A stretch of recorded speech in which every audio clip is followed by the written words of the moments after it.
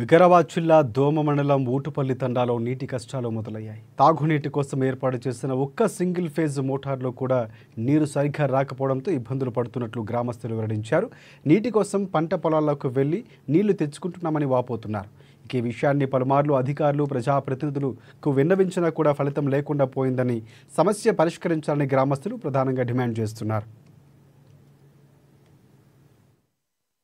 Tanker వాళ్ళు నీళ్ళు తీసుకురమంటే tanker వాళ్ళేమో పైసలు డిమాండ్ చేస్తున్నారు. డీజిల్ లకు పైసలు లేవు, ఏం లేవు. మేము నీళ్ళు తీసుకురాము, పైసలు ఇస్తేనే తెస్తామని డిమాండ్ చేస్తున్నారు.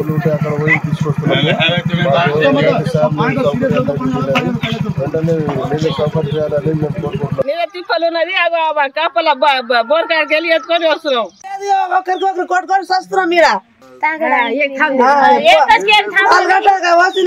ఇప్పుడు దాకా నీళ్ళు లేవు మాకు. నీళ్ళు వచ్చి కూర్చుంటున్నాం మేము.